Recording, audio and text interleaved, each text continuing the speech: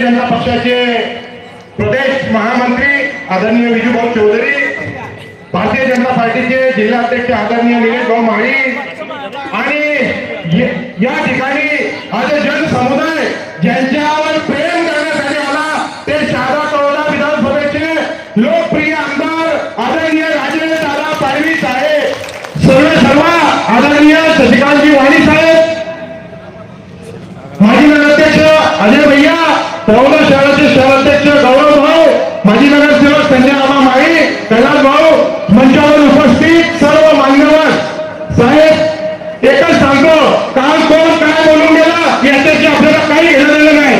आपण यांना प्रत्येक गोष्टीचं उत्तर या शहराचा विकास झालेला आहे याच्या माध्यमातून यापूर्वी दिलेला आहे.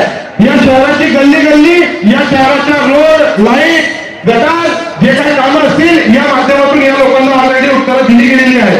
त्यामुळे आज यांना उत्तर देण्याची गरज नाही. परंतु एकच सांगतो, राजेंद्रदादा पाडवी साहेबांचे एक विजन आहे या शहराच्या चेहरा मोहरा बदलण्याचं.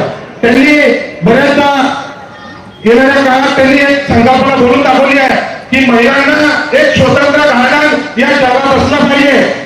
त्यासाठी तर निश्चितपणे प्रयत्न करणार आहेत. त्यानंतर आरोग्याच्या सुविधेसाठी त्यांनी या तळोदा शहर असेल, ग्रामीण भाग असेल, यातील जे रुग्ण आहेत, जे बिचारे गोरगरीब रुग्ण असतात त्यांना मुंबईला घेऊन जाऊन उपचार केलेला आहे.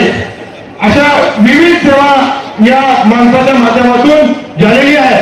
साहेब, कोणी किती काही जरी सांगितलं तरी तळोदा शहराची जनता आपल्या पाठीशी गंभीरपणे उभी आहे. अशी या आजच्या सभेची गर्दी कारण आहे.